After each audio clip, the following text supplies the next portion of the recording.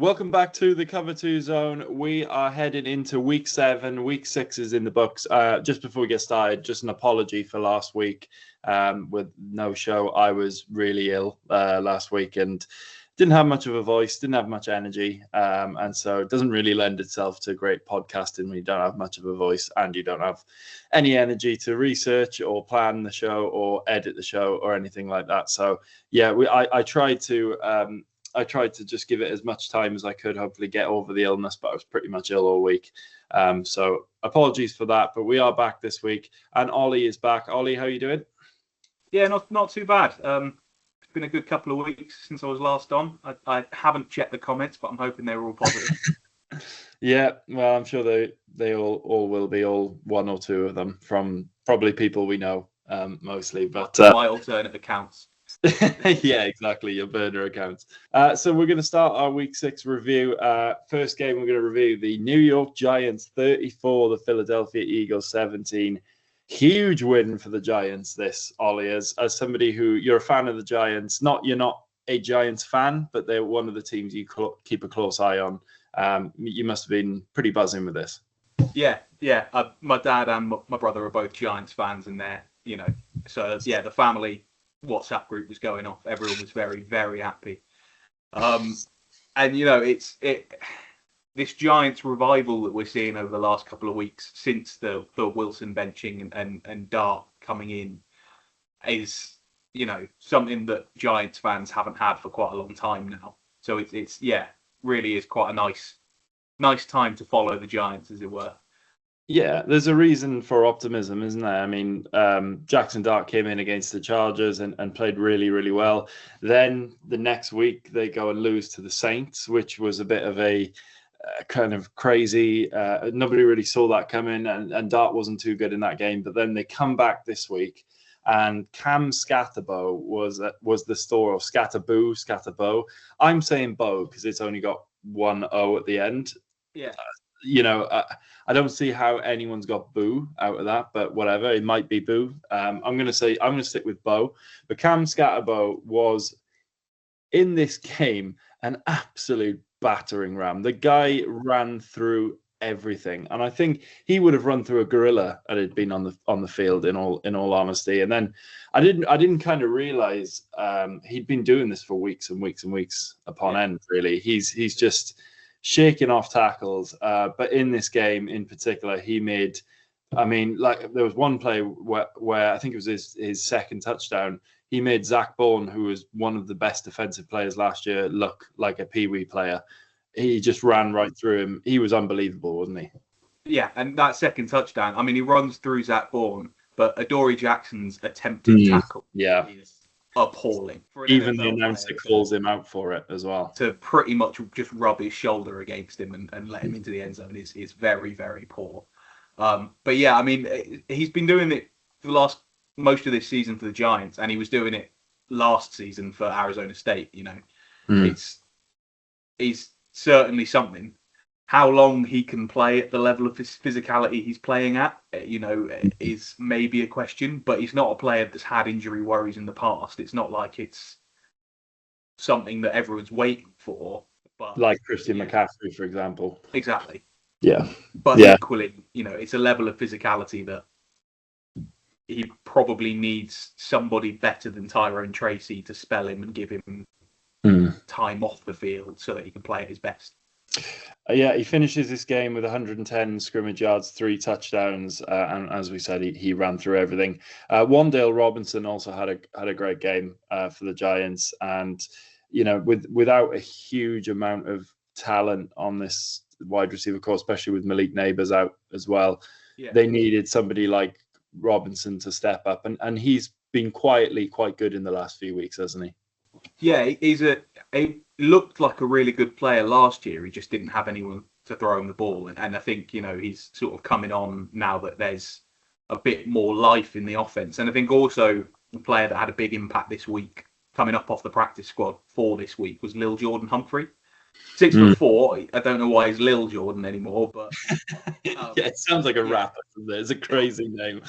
Had a couple of good third down plays and sort of, for a team that, as you say, doesn't really have many weapons, to have guys stepping up when they needed in a big divisional game, a big rivalry game, huge, really. The flip to that, a player that didn't have a very good game, Saquon Barkley, 12 carries, 58 yards. I mean, that stat isn't a bad stat. It's a good average. But to only get 12 carries, the Eagles went away from the run early and couldn't really get back to it. Yeah, well, that kind of brings me on to my next point in that how well the Giants' defense played in this game, particularly the defensive front, and particularly Brian Burns, who I think ended up with 2 sacks in this game. And I think through the first half, it was fairly even, wasn't it? The Eagles were in the game; they were kind of trading touchdowns, and it seemed after the halftime break, the Giants came out of the locker room and the Eagles didn't. I think they had 3 straight punts on their first 3 offensive drives, the Eagles. One silver lining, I think, for this game was that they got A.J. Brown more involved in this game. He seemed a little bit more... He seemed to be fed a little bit more, and he got more than he has this season because he's been very quiet for A.J. Brown's standards this season. So that's a silver lining for the Eagles. I don't think it was a terrible performance from the Eagles. It was just pretty average, and the Giants played well. It's a bad loss for the Eagles, but when you've got a team, a rival on the road, fired up like that, with a new quarterback bounce, almost rookie quarterback, and then you put on top Cam Scatterbow's performance, you can see how the Eagles lost this game. Yeah, and as you say, there were good plays and good players in the game. Dallas Goedert, 9 catches, 110 yards, and that touchdown on that sort of trickery underhand pass. Yeah, that was nice. That was really nice. That was sort of classic Eagles of the last sort of decade that we expect a bit of trickery in a bit. So, that A.J. Brown and Goddard got into the game well. It just feels like the Eagles should be a run-first team, and it felt like they abandoned the run quite early. Yeah, is this an off night for the Eagles, or is it more concerning? There's 2 losses on the bounce now after this game. Is there more factors at play, or is it just they're having a bit of a blip? I'd say it's probably a bit of a blip, and I think the Giants are going to be one of those teams this year that are going to win games they have no right to win and lose games like they did last week. That they have no right to lose. There are certain things that the Eagles essentially did the tush push 4 plays in a row, and they eventually scored, but that shouldn't. Yeah. It's the Eagles' play. They created it. They perform it so well. It shouldn't take them 4 attempts from that near to the goal line to get in. Early in the third, Devonta Smith gets absolutely overthrown. He's wide open, would have been a touchdown, and it's just a massive overthrow. So I wonder whether for Philly, when they get down, are they the sort of team that can come back, or are they a team that needs to be up early, be ahead, and then hold that lead? Yeah, it's an interesting point, and we'll see, I guess, whether it is a blip or it is. We haven't got the Ravens. We're not talking about the Ravens too much in this show, but we've talked about them in previous weeks where I was going through early on just thinking, okay, well, they played tough teams. Now I'm fully convinced this is not a Ravens team that we've seen before. This is not just a blip in the Ravens season. There's serious problems here, but I don't see that with the Eagles. But moving on to the second game, the Panthers beat the Cowboys 30-27 in another nail biter, a walk-off field goal. And a great back and forth game. This Panthers stayed perfect at home, 3-0 at home.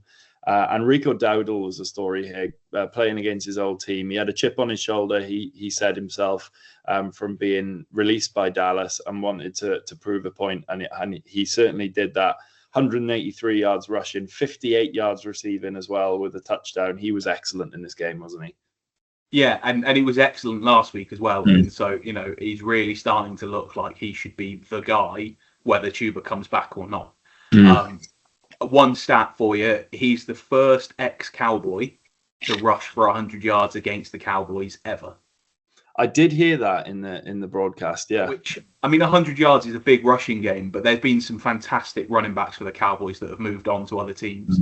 DeMarco Murray, Zeke, that have played elsewhere. So for Rico Dowdle, who wasn't that big a factor at the Cowboys, to be the first guy to do it when he's gone elsewhere was big. But yeah, I mean, 30 touches, 30 carries, let alone any catches, is an insane stat, isn't it? It's yeah. He basically said to Dave Canales and the Panthers staff this week, "I'm really up for this game. Give me the ball," and they were quite happy to give it to him, as you said, on many occasions, and he did his job. He ran through this Cowboys defense, which we'll come on to, isn't a great defense, but when I was watching him run the ball, I was kind of at points he was patient in finding his lane. Kind of reminded me of early Le'Veon Bell, that kind of style a little bit. He's not as agile and as patient as Le'Veon Bell, but he was looking for those cutback lanes, and he was really reading what the defense was giving. And I have to give a big shout. I thought the Panthers' offensive line were excellent in this game. Like, they seem to have that scheme really well fitted to block those runs. And there was times where the left guard was pulling around and he'd hit a clean block on the outside backer, which would just give Dowdle a great lane. I was really, really impressed by the Panthers' offensive line in this game, and they gave Bryce Young a lot of time as well. I did really think, moving on to the quarterbacks, Bryce Young and Dak in this game, I thought there was some excellent quarterback play on both sides in this game. They both really had a good game. I mean, it was a shootout, so that would suggest it. But even Bryce Young's interception goes off the hands of Ted McMillan, so it's not his fault, really. But both quarterbacks really showed the best of what they can do in this game, didn't they? Yeah, and I had written down here almost to say, when I was last on the show, we were talking about Bryce Young and the fact that he was having to do it all for the team, and that made him maybe not look so good. Because Dowdle's taking all of that pressure off, suddenly Bryce Young is able to just play the percentage plays, do the right things, not have to take all the pressure. And he's looking like a proper NFL quarterback. And Dak, I mean, I don't like the Cowboys, so it's hard for me to say it sometimes. But you see him play games and you think, this guy's yet again won't be the MVP, but is going to be in the conversation kind of season. They're the number one offense in the league. So, he in this game, he's 25 for 34, 261 yards, 3 touchdowns. As you said, he's been largely really good this season. It's just the defense for the Cowboys has been atrocious, and they can never seem to get the two sides of the ball right, can they? And this is a game. If you're the Cowboys and you have aspirations of being in the playoffs and challenging at the top of at least challenging Washington for that probably second spot in the NFC East, you need to be beating the Panthers, who are still in rebuild mode. Yes, they've improved from last season. Yes, they're good at home. They're 3-0. But this is a type of game you need to be winning on the road. And, they just can't seem to get it done, can they? It's just, yes, the Panthers, and we'll come on to them because I do think they deserve their flowers because I think Dave Canales is doing a really good job there. But just on the Cowboys, I mean, this offense, George Pickens has stepped up to that wide receiver role excellently since CeeDee Lamb's been out. Another game, he's hurdling players. He's got the ball in one hand. He's playing with so much swag and confidence, isn't he? And it's really sad to see that they can't put a full team performance together at the moment. And it's just typical Cowboys, isn't it? Yeah, and I mean, Pickens, 9 catches, 168 yards and a touchdown. Massive stat line. The Cowboys rushing attack, 31 yards. Yeah. It's again, a bit like how the Eagles in my head are a run-first team. The Cowboys always used to be, and they very much aren't anymore. No. Another player on their offense to pick out, Jake Ferguson, 4 touchdowns in the last 3 games at tight end. He's looking like the real deal, isn't he? Tight ends are a big part of this offense, aren't they? They use the tight ends a lot. And who's the fullback had his first NFL? What was it? Ledecky? Yeah. I think we've butchered that name, but you know who I mean. He had his first NFL. So they use the old traditional style tight ends, fullbacks, which I love to see. But like this offense is, as we said, it's firing. It's just they cannot put a full team performance together. It seems. We said a couple of weeks ago, do they kind of play to their opposition standard? Do they raise their game when they're playing the likes of the Eagles, which in week 1, which they did, and then it seems to lower when they play these kind of lesser teams? But I can't really say that this week. On one side of the ball, they were great. On the other side of the ball, awful. So, and I think there's sort of two big things to pick out in the late part of the game. You know, Kyer Elam, PI, 5 minutes left to go in a tied game, pretty much costs them. Yeah, I did think that was Hunter Renfro on a slant on 4th down for a first down. Hunter Renfro never quite transitioned to being a star NFL player, but in his 5 years at Clemson and every year he's been in the NFL, 3rd and 4th down, slants to Hunter Renfro just kill teams. Yeah. Just lastly on the Panthers, then Ted McMillan gets his first NFL touchdown. He seems to be warming up now, doesn't he, into the season, getting more involved in this offense. And we mentioned Bryce Young. I just remembered a play where, the Panthers end up winning this game by a field goal. And there was a point where Bryce Young, I think it was 3rd and 18 or something, and Bryce Young just gets it down the field about 9 yards just to get them into field goal range. Really, really smart play. And they get the field goal, which ends up winning them the game. And I think in previous weeks or last year, Bryce Young would have panicked in that situation, would have tried to look outside of the pocket and tried to get away or make a big heave downfield. And in this game, he just really smartly took what the defense what gave him situational awareness, situational play, and it's ended up that's been the difference in winning and losing in this game. Yeah. And as I say, I think that's because people around him are stepping up and he doesn't feel he has to do it himself now. Because, it was the end of the first half and they got that field goal on that play. Really smart football.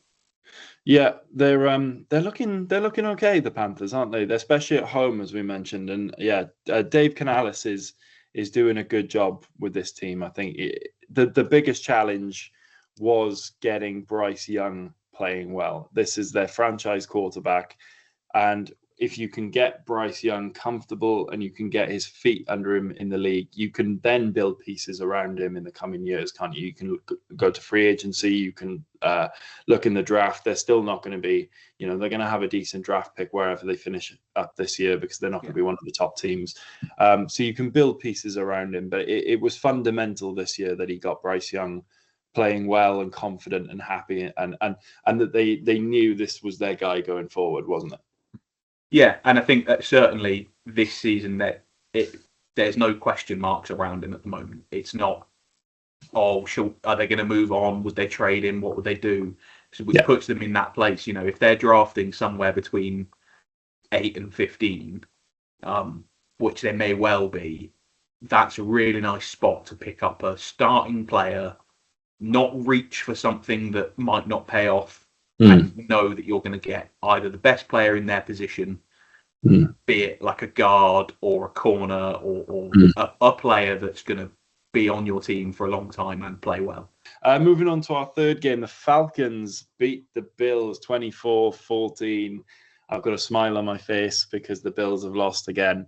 And to the team I picked as a bit of a dark horse this season. And they've had an up and down start, the Falcons, but this was a huge win for them. Second successive loss for the Bills, and they're knocked off the top spot in the AFC East as well from the Patriots winning, and obviously the head-to-head that the Patriots have over them.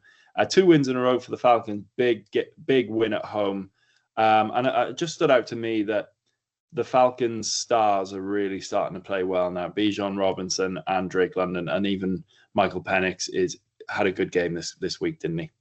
Yeah, and certainly Drake London. The stat line that I've got here is 10 catches on 16 targets, 158 yards and a touchdown. He held 50% of the target rate. 50% of the target for one player. which, I mean, he played fantastic and had a really great stat line from that, but that's worrying in its own way, right?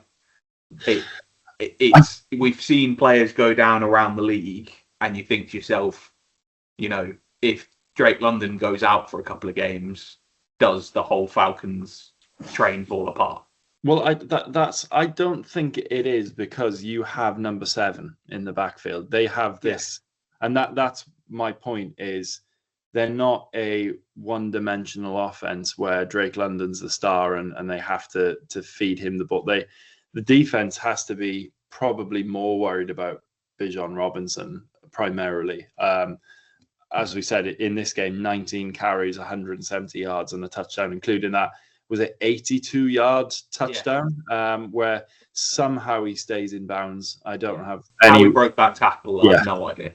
How he stays in bounds is unbelievable. But this kid is a stud, and Drake London is a stud. And I think just his physical, like how physical. I didn't realize how big he was, as a receiver. I think that's what Michael Penix likes about him, and why he keeps going back to him, is even when he's not open, you kind of back him to body out the defender and win the ball. And I think as long as they can keep these two healthy, this is a really dangerous offense. Yeah, I think Drake London's starting to play a bit like Mike Evans and AJ Green. He's that type of receiver where he doesn't need to be that open. He's just going to get the ball, which is, really big for a young quarterback that needs, consistency and help. And I think also, Bijan Robinson, massive game. Tyler Algiers touchdown run early on with the absolutely massive truck to go into the end zone. Yeah. That's an offense. That's what would scare me as a defense, is they can take 7 off the field and you've got just as dangerous a runner in a completely different style coming on to replace him. There's no time to rest as a defense in that sense. Me and Eden spoke about Tyler Algier a few weeks ago, and we said, like, it's a type of play you could 100% see most teams moving on from in the last couple of years or so. But the Falcons have kept him around. They really like him, and he's been quite happy to play that number 2 back role. As you said, that kind of power back, bring him in the red zone, the basher kind of role.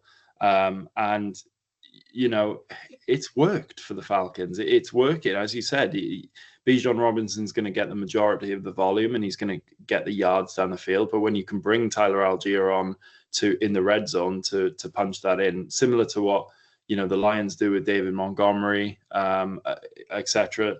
It's a really good option, and I genuinely think most teams would have moved on from Tyler Algier, and the Falcons clearly like him. They clearly like what they've got in their system, and it's working for them. Yeah, and running backs are cheap, right? So as it goes, to have a player of that caliber isn't that expensive anyway, right? You can hold on to him and it doesn't cost you that much, but you know that you've then got 2 options and it works.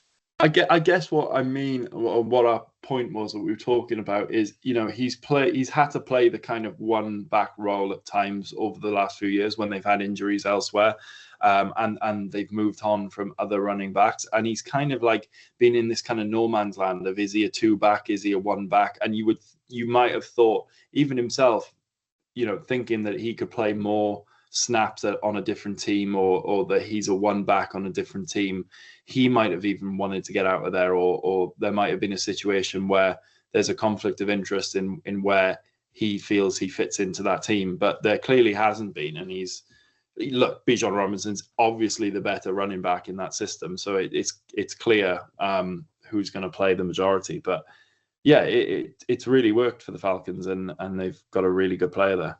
We haven't really talked about the Bills at all. No. But I'm sure that's what you're going to get to. The Falcons D-line had an absolute day, though. They did, yeah. I was just going to say, Falcons defense, they've played well all year, right?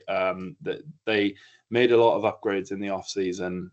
They needed to address the defense, the Falcons, and it seemed to have worked. They got pressure on Josh Allen, and usually, loads of teams will send pressure at Josh Allen, and he generally rides it out pretty well and makes amazing plays. This game, he really looked quite rattled, and he looked quite frustrated with things not going their way, especially that end around handoff that ends up getting fumbled, little things like that. You don't see that much from the Bills. They're usually a very technically sound team, and they get those kinds of things right. But this defense did affect Josh Allen in this game, didn't they? Yeah, and I think, early on, Allen gets sacked and he gets up holding his arm a bit funny, and I wonder whether there was something just putting him off slightly for most of the rest of the game, just from that. He played through it obviously, but he didn't look like peak Josh Allen. No. I think I looked at this game kind of similarly, the Bills as the Eagles, where I don't think they were terrible necessarily. James Cook still had a really good game. Josh Palmer probably had his best game as well. He gets that big reception down the field, that big catch early on. Ray Davis gets a nice touchdown in this game. We've kind of been waiting for him to maybe do something this season. Hasn't really caught fire.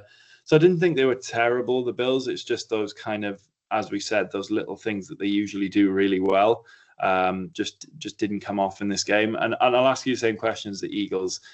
They've lost 2 now. Is that a blip, or is it is there more concerning things here?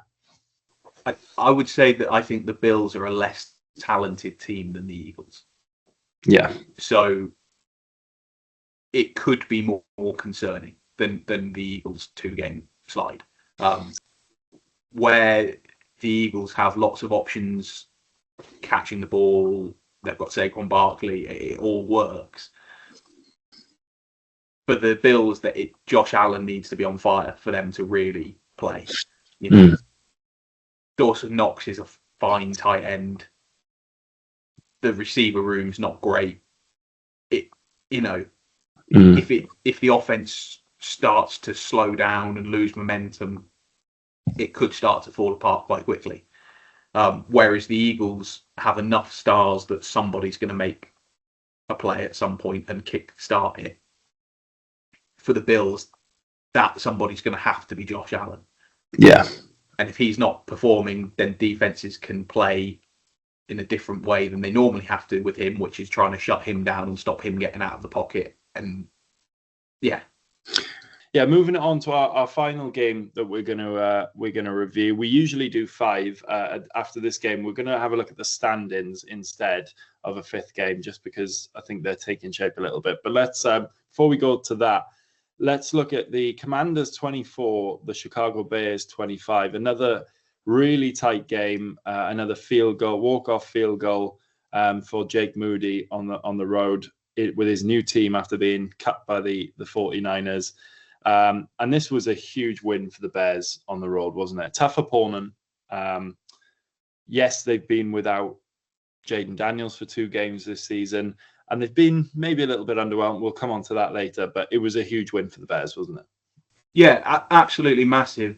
As the season's progressing, Washington, I think a lot of people pre-season had them down as a dark horse, but not even that dark horse, a team that we were expecting to do quite well. And obviously they've missed Daniels for 2 weeks, so that's going to have affected. But, I would have expected them to beat Chicago in this game. And actually watching the game, trying to make notes on it, I really couldn't find many things that I thought, jumped out as worth talking about. Other than, Jake Moody. Surprise, Yeah. I know he had 1 blocked. That's not his fault, although it wasn't the best of angles to the kick. What can you say? Yeah. But yeah, really sort of earned his money again, hasn't he? Yeah, it's nice to see. I often think kickers are very harshly treated in the NFL, and Jake Moody's one. I think Younghoe Koo has been one this season, very harshly treated. So it's nice to see them come back with a different team. And yeah, you mentioned. I agree. When I was looking at this game, not huge amount that stood out per se, but decent stats for Caleb Williams, 17 of 29, 252 yards and a touchdown, 1 rushing touchdown. as well. Big game for DeAndre Swift, 14 carries, 108 yards, 67 receiving, and a touchdown as well. And then on the flip side, on the Washington side, decent game for Daniels too, 19 for 26, 211, 3 touchdowns with an interception, which was a really nice play actually by the DB. 52 yards rushing, and he had a really beautiful play to Chris Moore, didn't he, for a touchdown in the corner. That was a lovely throw and catch. Yeah, and you mentioned Swift's touchdown in there, and a bit like Bijan's big run, terrible missed tackle, tackling that. Like, as a defensive player, you can't really get away with that in the NFL. So, yeah, that aside, I think Daniels had a really, really good game, barring that fumble in the last quarter, which was, maybe the weather's fault. I don't know, but it's clearly out of his hand before it's in the running back's chest. So it's definitely his fault that the fumble happened, not the running back's. And that sort of ended the game for them, which, is a big shame for a young quarterback to have that. I thought Debo was very, very quiet. 4 catches on 5 targets for 15 yards. That's, he's been good this season as well. He's been very good this season, and so that was, very quiet on his part. Zach Ertz, 6 from 6 for 43 yards and a touchdown. It's not a massive stat line, but it's what you expect Zach Ertz to do, and he's still doing it. And I think, a bit of a shout out for Luther Burden, the rookie wide receiver on the Bears. 4 catches, 51 yards. It's not a massive stat line, but Rome Odunze hasn't been jumping off the screen. And I think if Luther Burden can step up instead, then, that might help the Bears as the season goes on. Yeah, it's 2 teams really, I think, that share the load around their receiving core, don't they? The Commanders do it with the running backs as well. We've seen Krosky Merritt get involved in the game a lot this season. They use tight ends well. Excuse me. But Chicago in this game, to me, seemed to get the screen game working pretty well. That seems to be the direction that they're heading with this offense. And we saw that a lot from Ben Johnson in Detroit.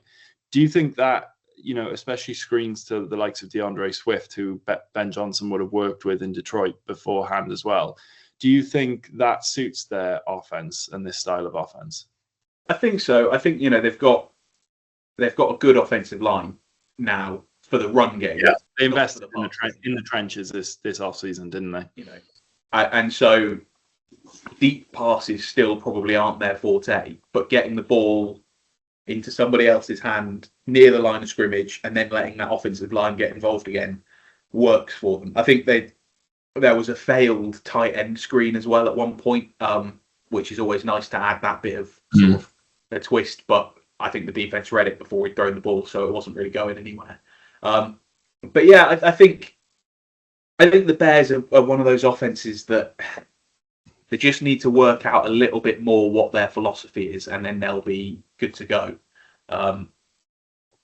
But for now, they're sort of trying everything, and it's not all working, should we say? Do we think Washington would have won the game had Terry McLaurin been playing? Quite possibly. He's a huge miss for them. Yeah, he's a huge part of this team, isn't he? And but I was just going to say two more questions really.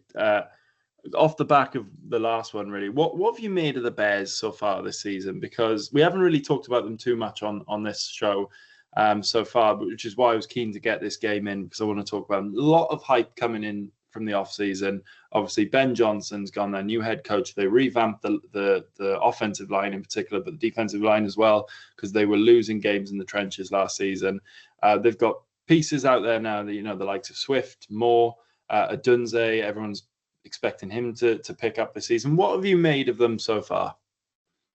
I think they're not dissimilar to the Panthers, to be honest. I think they're in that mid-range team. They're by far not the worst team in the league. But I also wouldn't have them, pushing for anything more than a wild card spot in the playoffs if everything went right for them. I think they just need something else at the moment. Did you believe that the hype coming in? Because me and Eden said at the start of this season, when we were looking at the NFC North, we said realistically there's an argument for every single one of those 4 teams finishing in every spot. But yes, the shout for Chicago winning that division was a long shot, and we acknowledged that. But we were saying there is the realm of possibility that happens, but just based on what they've brought in and Ben Johnson coming in and changing this, and they've slowly built that franchise, haven't they? Were you sort of slightly more cautious about the Bears' optimism? Yeah, and it's probably time for one of my hot takes that most people disagree with, but I feel like Caleb Williams doesn't have a very high ceiling, if that makes sense. He doesn't have, from what I've seen, he doesn't have the star factor. And so where there are other quarterbacks in the NFL that can turn a game on its head by themselves, he's not doing that, right? Yeah. And that's not to say he's not an adequate starting quarterback. Time will tell on that part, but I don't think he's a star. I'd agree from what I've seen, and I would say the same about Bryce Young, probably. Yeah. Again, he's improved a lot and he's playing well. As you say, he's playing a good quarterback role. Has he got that star power that Jaden Daniels came with last season? Drake May is starting to show a little bit of.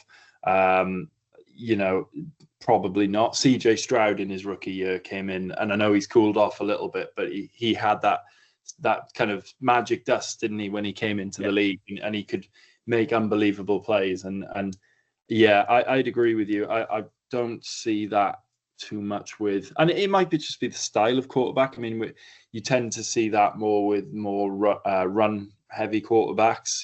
That they have that ability to escape pockets and extend plays that they have no right making. So maybe we've got a bit of recency bias with the style of quarterbacks that have come into the league.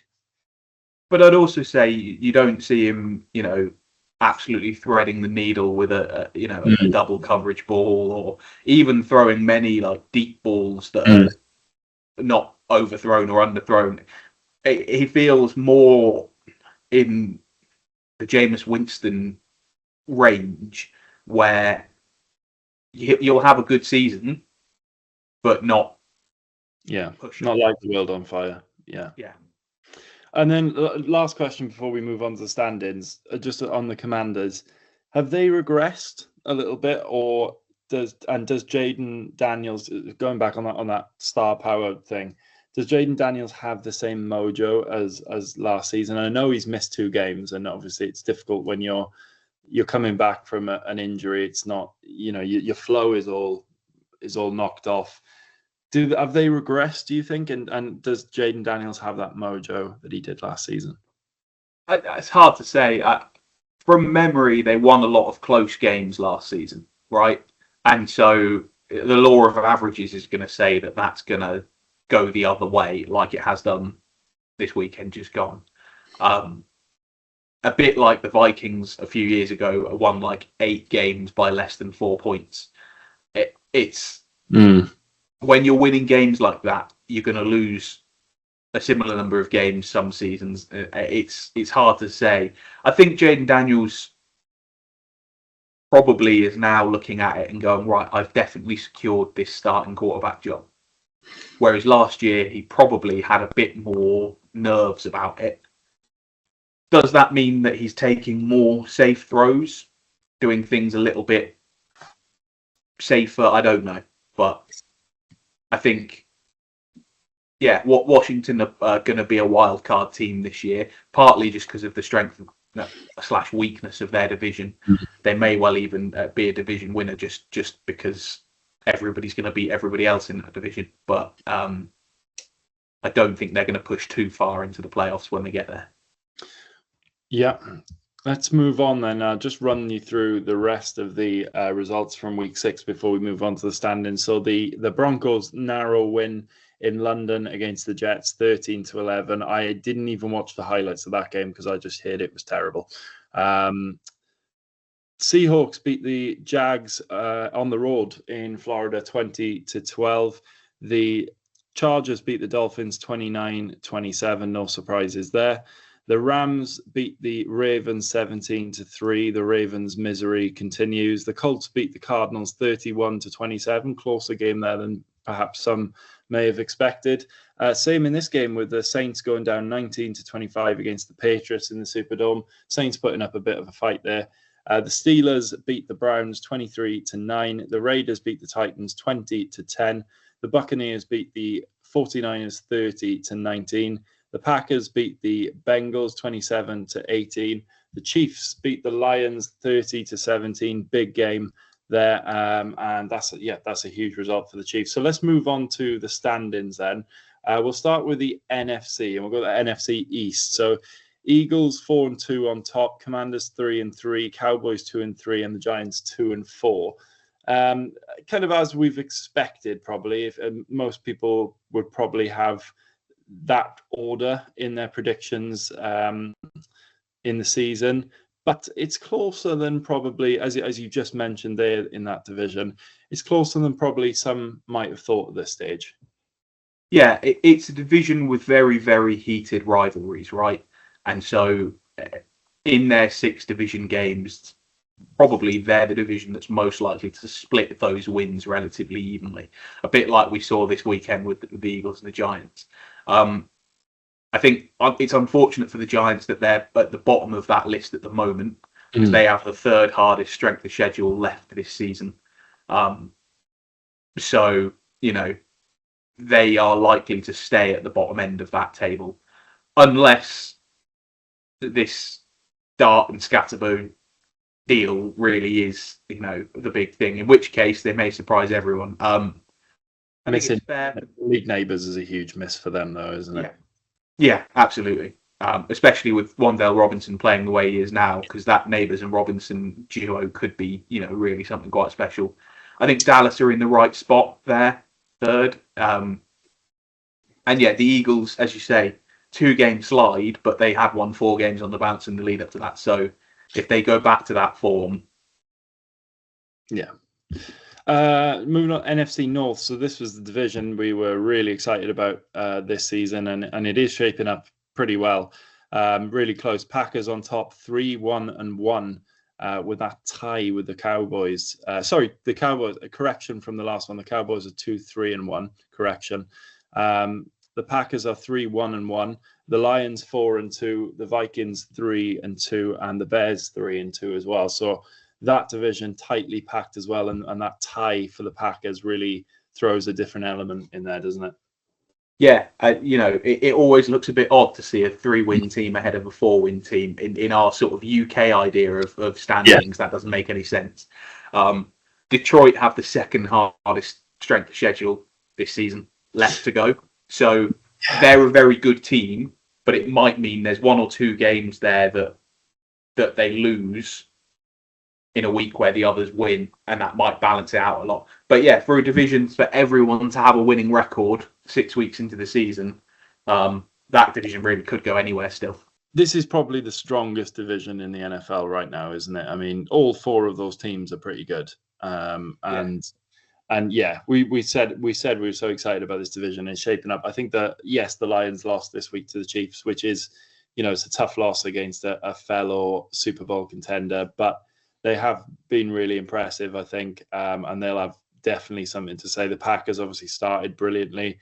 The Vikings have been a little bit up and down. JJ McCarthy's probably not panned out as we might have expected so far. Yes, been hit with injuries, but it's an interesting one, the NFC North. Moving on to the NFC South then, so a little bit more straightforward-ish as we would have expected. The Buccaneers have been flying, 5-1, really good start to the season. They're 3-0 on the road as well. Falcons 3-2.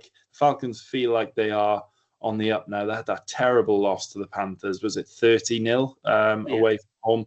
Yeah, where that came from, I don't know. The Panthers themselves then 3-3, 500, really solid start to the season so far. 3-0 at home. And then the Saints 1-5. I don't think the Saints have played as bad as their record suggests, but obviously we expected them to be one of the worst teams in the NFL, and it's proven so far, isn't it? Yeah, I mean, unfortunately for the Saints, they don't have an NFL caliber quarterback on their roster. I think Rattler's played quite well, in fairness. He's played fine, but he's just not of the standard that you need. Maybe. But at 1-5, if the rest of the season plays out the same sort of way, they might end up with 2 or 3 wins, and they'll be right there in the conversation for one of these guys coming out of the college system next year. Yeah, and Kellen Moore there, I like him as a head coach. So I think that the Saints, the way they're playing, is encouraging to me anyway. I don't think they're playing terribly. I think there is some light there. Panthers, as we've mentioned, have been really solid, and with Dave Canales is doing a great job. The Falcons, we discussed at the start of the season, me and Eden, that this was the year that we thought the Falcons could really challenge the Bucs at the top of this division. And I mean, the Bucs have been fantastic. They're one of 2 teams who have got 5 wins on the board already. The Falcons have been up and down, but I do think they are still in this title race with the Bucs, with the way they're trending upwards at the moment. But they do need to have that consistency, don't they? Yeah. And I think, the Bucs look pretty unstoppable at the current rate they're playing at, but we do know Baker goes through spells, right? So, if he loses a bit of confidence or has a bad week, that might not play well for the Bucs for a couple of weeks after that. I think they've stayed relatively healthy so far, the Bucs as well, haven't they? So a few injuries always always throws things off. So yeah, definitely want to watch the NFC South. The NFC West as well, super, super competitive. 3 teams, all 4-2, the 49ers, Seahawks and Rams, and then the Cardinals on 2-4. So yeah, this was one which was really, really hard to predict at the start of the season. Nobody really knew what the 49ers were going to be like. We'll talk more about them specifically in our previews. But 3 pretty good teams here, and this division's still very much in the balance, isn't it? Yeah, and unfortunately for Arizona, they sort of just perennially sit there at the bottom of that division. And I don't think they're that bad. I really don't think they're that bad. Nor do I, but it's such a good division that it's very possible for them to get 6 losses just from divisional games alone. They have the hardest strength of schedule left this season, partly because they have to play these 3 teams at least once, if not twice. That's going to be rough for them. I think that the Rams are one of those teams that just consistently are well recruited. The general manager just keeps them stocked with young players, new talented players. I didn't think Kyron Williams was going to be as good this season as he's panned out to be so far. He's great. He's playing really, really well. Matthew Stafford's still got it. It's really working. The Seahawks are a bit of a surprise offensively, and we'll talk about them a bit more later anyway. As you say, the Niners again, they could be 6-0 if it weren't for some injuries that they've picked up. And who knows how that's going to pan out. Yeah, we'll talk more about the 49ers shortly in the preview. So let's move on to the AFC then, starting with the AFC East. And a bit of a surprise leader in the Patriots, 4-2, with the Bills 4-2 as well. The Dolphins 1-5, and then the Jets 0-6. Very much a stark contrast between the top 2 teams and the bottom 2 teams in this division. The Patriots have, and again, we'll kind of talk more about them specifically next in the preview, but really, really good start to the season. Obviously got the win against the Bills, which takes them above them on the head-to-head currently. But let's talk about the 2 bottom teams, who the Dolphins' only win coming against the Jets. They've both been just awful, haven't they? Yeah, and I think the Dolphins, probably by virtue of having 1 or 2 more star players than the Jets, are in a slightly better spot, but it's very, very possible we get to the end of the season and they've both got 1 win and they've just split the Yeah, you say that. However, the reports I've heard coming out this week, I think there's been a lot of phone calls to agents amongst the Dolphins players this week. So yeah, lots of trade rumors. Achan has been rumored with the Seahawks. Jalen Phillips has come out and talked about his future, or has been questioned on his future. Tua has to come out and apologize for calling out teammates in the thing.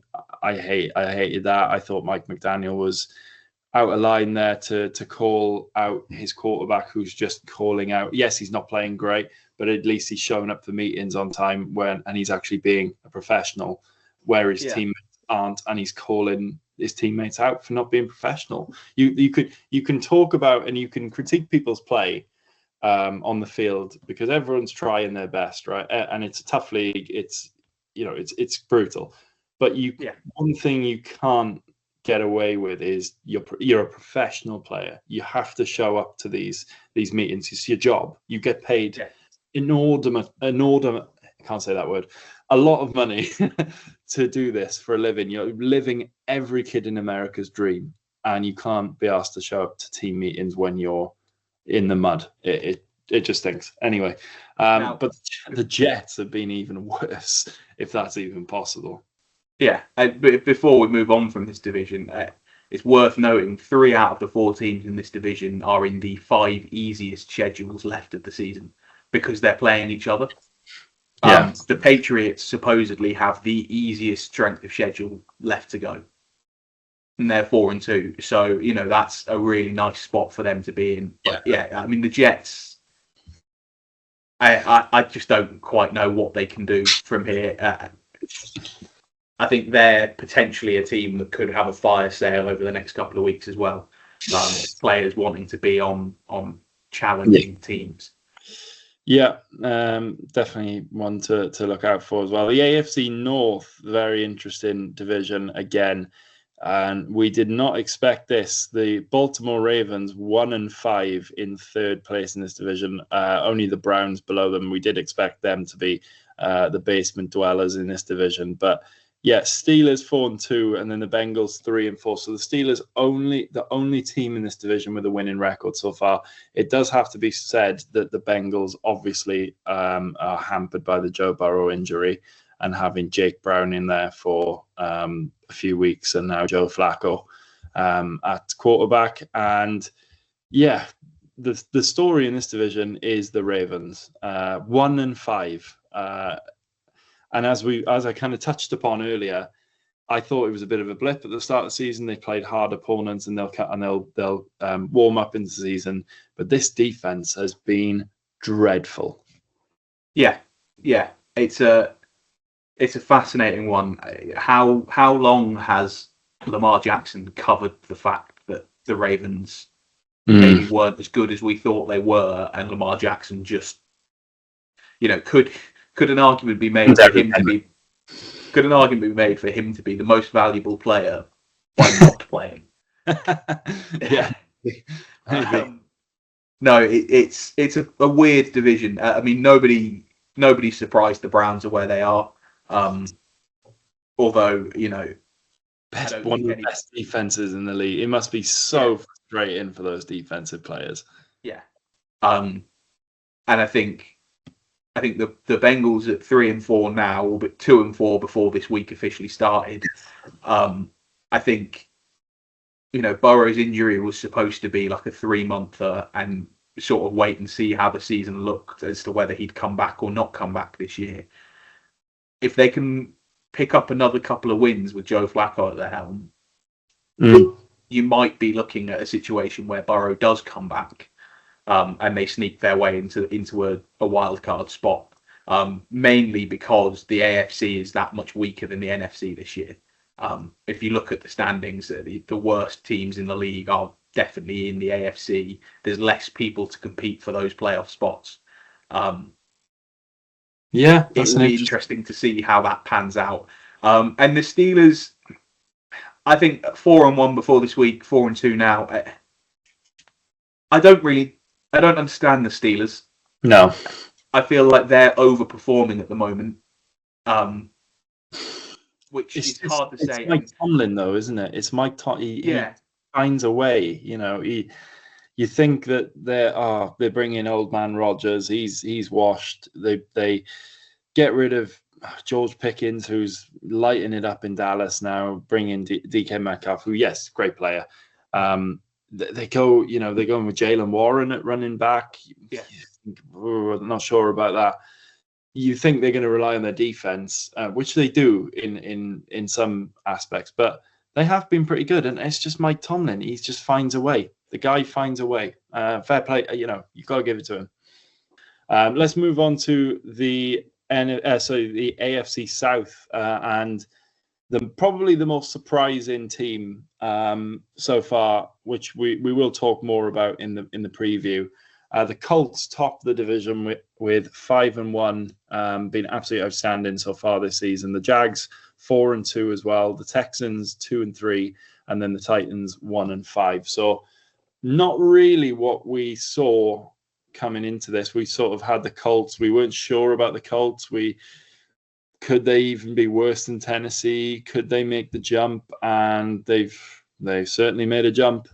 They've jumped right to the top of the division so far. They've been outstanding. The team that is interesting for me in this division is the Jags. And obviously, when Eden's here, he likes to talk about the Jags too much. But they're 4-2.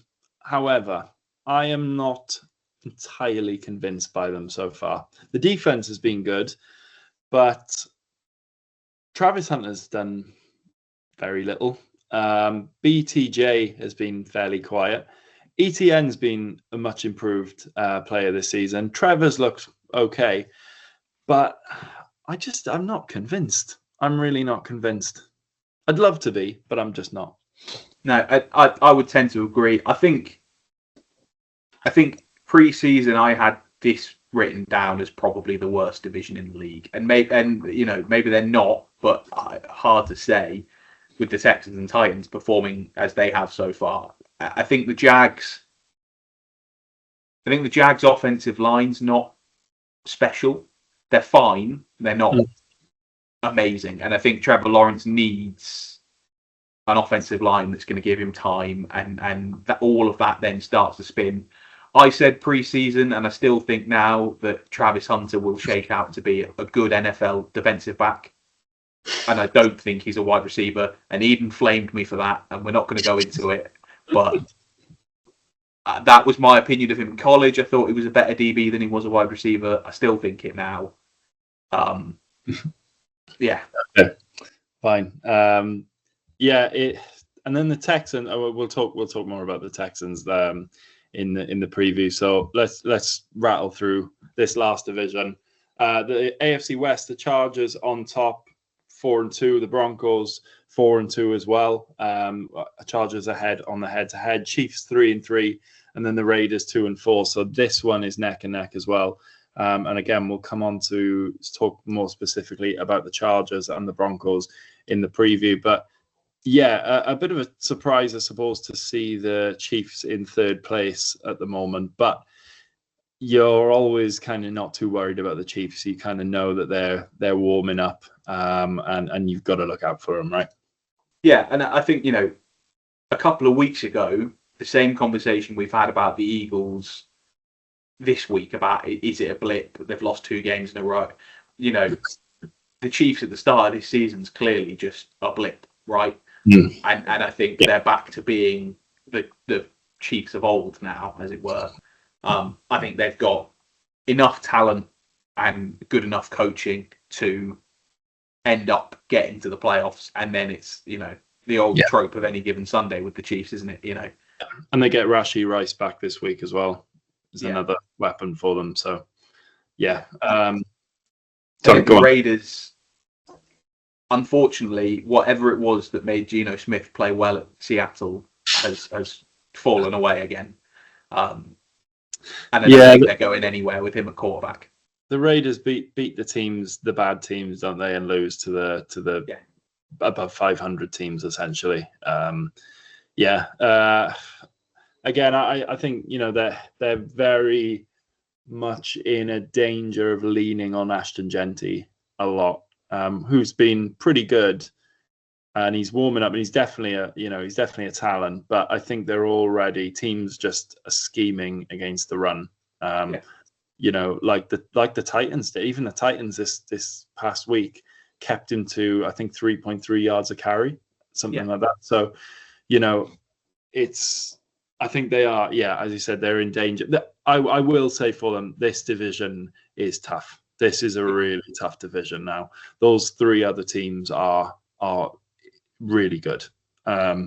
So I do feel for them in that regard. But yeah, let's move on to the previews where we'll talk a little bit more in depth about these teams that we've mentioned there. So the first game previewing is the Titans against the Patriots.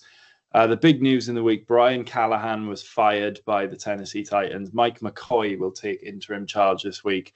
And, of course, Mike Vrabel returns to Nashville for the first time as New England head coach. Is this a case of kind of interim coach bounce, whatever you want to call it, interim bounce? Can that knock off one of the hottest teams in the NFL right now? I mean, we see it so often, don't we? The interim comes in and that first week they form in a way that they ought not to. But, I mean, Mike McCoy was atrocious when he was with the Chargers, right? He's not a good head coach. I think sometimes it's not about necessarily who's in charge. It's just about, obviously, that coach has been there and seen what's going wrong in that building. And he goes, suddenly, don't worry about doing that. Let's do something completely different, because they can see what's going wrong, and it's a complete shift of mindset sometimes, and that's where the bounce comes from, in my opinion. It happens in British football as well. The assistant manager takes over or whatever, and suddenly the team wins 2 or 3 games. Absolutely, and to be fair, they're also in the place where they're facing Mike Vrabel on his return to Tennessee, where he was head coach. With the team he played for as a player. Like, there's a lot of narrative to this game. Yeah. And I think Vrabel's right to have a chip on his shoulder, because I don't think he did anything wrong at Tennessee. He wasn't given the players, and therefore the team wasn't good. They still haven't given the coaching staff good players, so the team still isn't good, right? And so for Vrabel to walk back into town, you sort of hope, as much as everyone hates seeing the Patriots win games, even now, when it's a few years since the Patriots dynasty's ended, there's a certain karma if the Patriots roll into town and absolutely flatten the Titans, isn't there? Yeah. What did you make on the Callahan firing? I mean, this is not a team that was expected to be up there challenging. They're 1-5. What do you think it came down to? Was it Cam Ward's play, or not being able to seemingly get much out of Cam Ward, or what do you think was the reasoning? I don't know. It's difficult. We're not inside the building, and so don't necessarily know some of those internal conversations that are happening. And I know Miami, we're getting to see all of those conversations. But I imagine, as it normally is, he's probably lost the locker room, and it's sort of that's near impossible to come back from. I think it's not a talented offense, though, is it? No. It's not. And the defense actually is playing okay. They've got one side of the ball, so almost similar to the Browns, in that they're not as good on defense as the Browns, but they've got one side of the ball. There is hope there, and you've got to give Cam Ward time to learn the league, and with a load of crap really around him, not much going on around him. It's tough, isn't it? And if that is the reasoning behind this firing, then I think it's a bit harsh. But I don't know, mid-season as well, it's just... I always think with the NFL, because it's different to our football, where you fire the manager and you bring in your new permanent manager, and then that's that. It sort of seems pointless with the NFL. You're firing a head coach to bring in an interim head coach to have him for half a season, and then bring in another head coach. It seems like you're not getting ahead of things. You're not starting looking at next season already. It sort of feels like a bit pointless. And for Callahan, I think he's being paid stupid amounts of money until 2029 anyway, because the NFL coaches' contracts are fully guaranteed. So it's not saving them any money either. Yeah. It's a strange one, and obviously will be discussed. It's been discussed and debated. But moving on to the Patriots, then, what do you make of Drake May? I mean, he's been outstanding, hasn't he, this season so far? And the Patriots seem to be warming up a lot. I mean, they're getting production now out of the likes of Demario Douglas, Kayshon Boutte. The defense is okay. It's warming up. It's not one of the best teams, but offensively, they're really doing well, aren't they? Yeah, and I like their two-headed backfield. I mean, not anywhere near to the extent of the Falcons, which we spoke about earlier, but I think Henderson and Stevenson are a good pair. They approach the way they run the ball very differently, and so you get sort of a two-headed attack there really quite nicely. I think Drake May's playing really, really quite well, which is, maybe a bit of a surprise to some. He wasn't massively touted out of college. He was thought of to be good, but he wasn't like, I don't think he was top of anybody's lists as an individual, Yeah. I think he's really carving himself out as you talked about earlier with the Bills that Josh Allen needs to be the one to start offensive drives with not a huge amount of talent around him, apart from probably James Cook. And I think Drake May is probably heading in that direction. He seems to be the one that's really starting the offensive drives. He gets out of the pocket when he needs to. He makes good throws. He makes good decisions. And so that can work. It can be a bit of a trap sometimes if you don't get a good week out of your quarterback. It can be difficult. But right now they're riding high. I expect New England to go in and win this game. And before we move on to the next game, just a stat for you. The Patriots beat the Titans 59-0 in 2009, which is the NFL record for the biggest shutout win ever. Tom Brady on that day threw 5 touchdowns in the second quarter, and it was snowing. So I don't think there's any chance of it snowing in Tennessee this time. No. Since the start of last season, so this is across 2 seasons, they're the second worst team in terms of third down conversion rate in the league. 35% third down conversion rate, which is, you're just not going to get anything going on offense if you're doing that. Moving on to our second game, the Chargers against the Colts. So we mentioned these two teams when we were going through the standings. This, to me, Ollie, feels like a bigger game for the Chargers than it is for the Colts necessarily, because the Colts have surprised everyone with the way they've started. As we've said, they're one of only 2 teams who have got 5 wins on the board so far. And the Chargers, to me, feels like, yes, they've made a really good start, but they've cooled off over the last few weeks, mainly because of the injuries to the likes of Hampton, which obviously haven't helped. But it feels like, to me, if the Chargers are going to have a deep playoff run, they need to win this division. I don't think a wild card spot really puts them in a great position to have a deep playoff run.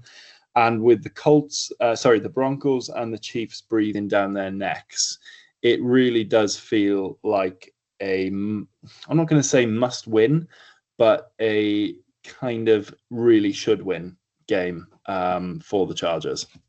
Yeah, I think you're quite right. I think the Colts can afford to lose it.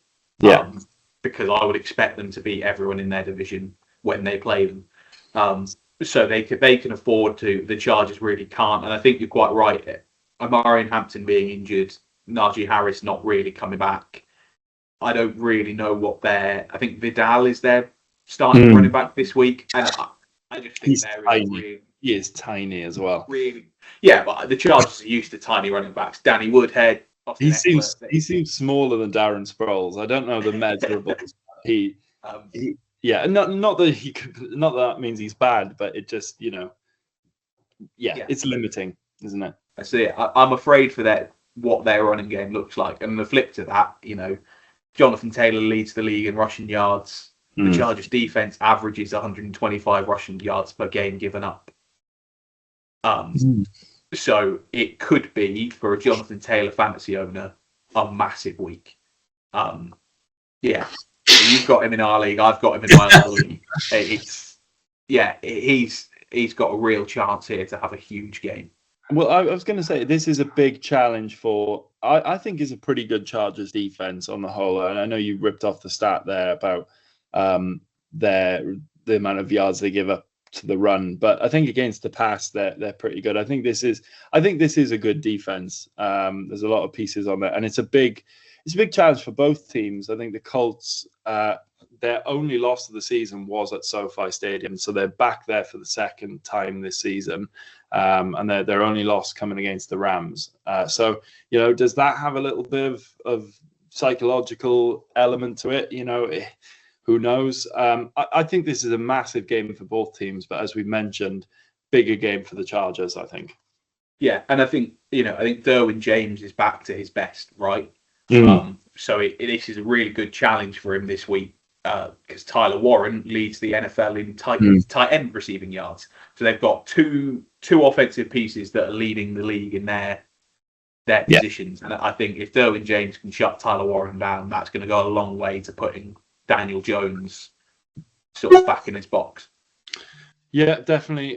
Really looking forward to that one. Moving on, third game, the Broncos against the Giants. So two informed teams here, and we said it's a big test for the Chargers this week. It's a big test for Dart and the Giants going away to Denver, who've won three straight against the Jets, the Eagles, and the Bengals.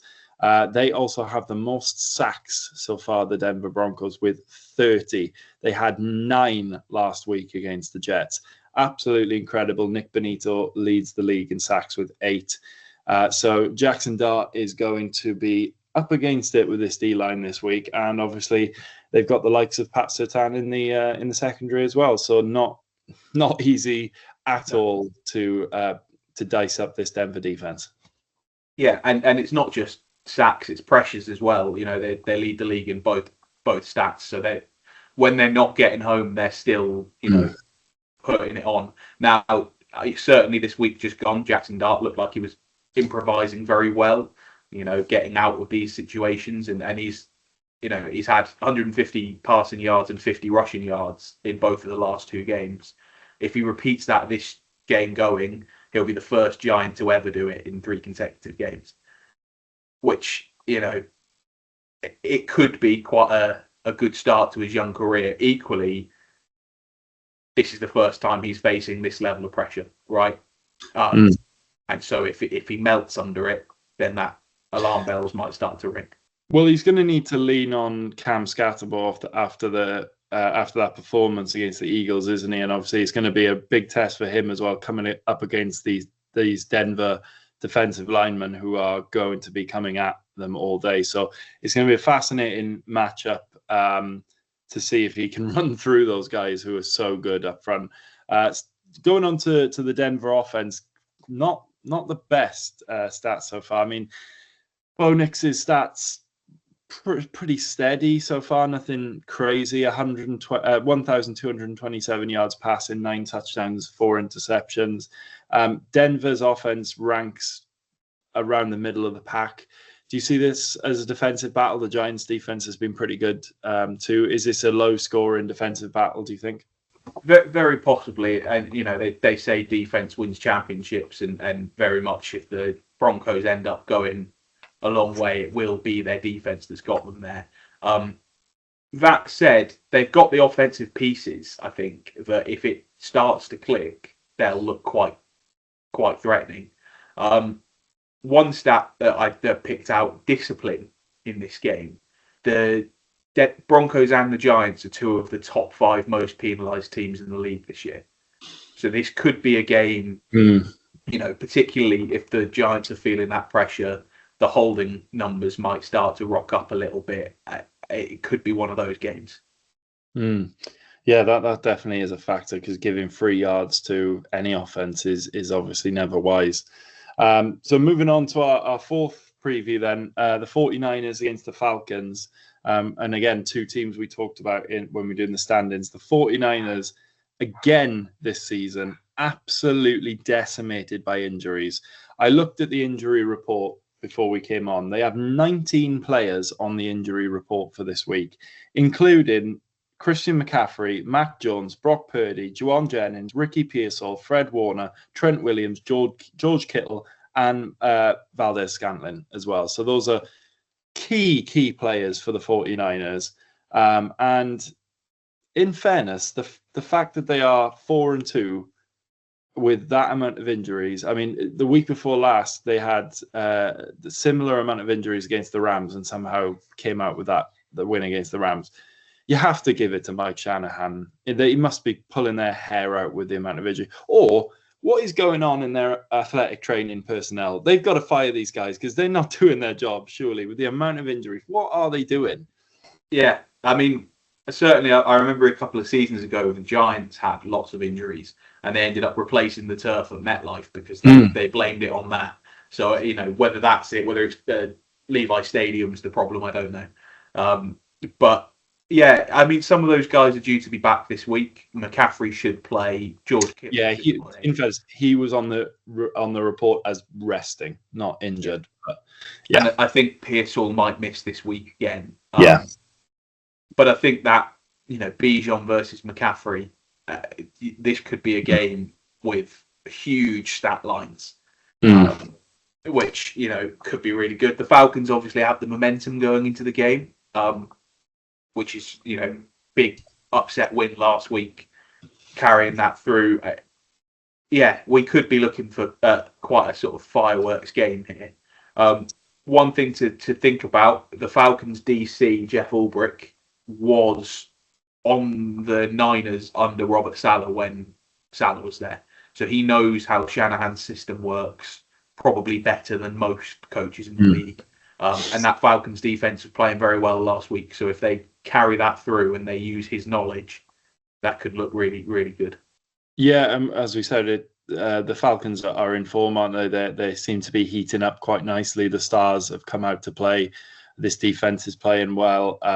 Big scalp against the Bills last week. They've proven that they can beat a really good team on the road this week. And, when you look at this on paper with those injuries that the 49ers have, you should chalk this up really as a Falcons win. But the 49ers do seem to just find a way, don't they, all the time? So you can never really write them off. So it's definitely going to be, I think this is one of the games of the week, quite honestly. Or it could be those injuries could come back to bite the 49ers finally, and it could be a bit of a blowout for the Falcons if they hit that kind of form that they have been reaching over the past few weeks. Yeah, and I think, a bit like how for the last few years you've never counted the Chiefs out of a game. I feel like you can't count the Niners out of a game here either. Even if they're down in the third quarter by a couple of scores, they can turn it on in a way that most teams can't. So yeah, should be a really good one to watch. And finally, we are going to preview the Seattle Seahawks taking on the Houston Texans. The Texans, not a team we've really talked about much on this show so far this season. A slow start for them, but they've won 2 in a row against the Titans and then that big win against the Ravens. And their losses have been close losses. They've been within a score or so. Their defense currently ranks 4th overall in yards allowed per game and number 1 in points allowed. They've allowed the least amount of points in the league. Seattle's offense has scored the 5th most points. So this looks on paper your classic defense versus offense, or immovable object against unstoppable force kind of thing. I'm not sure. 5th in points allowed, 5th in points scored is a unstoppable force. I wouldn't call the Seattle offense unstoppable, but they're certainly pretty good, especially with the likes of JSN, who's taken a step up into that wide receiver 1 role. Yeah, leading the league in yards, 696 receiving yards is a massive stat. For a player who sort of was always in DK's shadow last season. Certainly, they've just allowed him to take that number 1 role. They're fed him targets, and he's making the most out of it. I should imagine Stingley will follow him in coverage this week. Well, I like Lassiter as well on the other side. Yeah. I've said it many times on this show. Second year player now, Lassiter. He's really. I was looking at this Texans defense earlier. Their roster it is star studded. They've got some really really good players on this defense. It's no wonder that they're one of the best defenses in the NFL. And yeah, as you said, Stingley's a great player. He usually gets matched up with the other team's one receiver. So I would imagine D'Amico Ryans will have a similar thing in mind. But they've got players, especially across. There's two really good secondaries in this game, really, because the Seahawks have got a good secondary as well. Well, on paper, yes.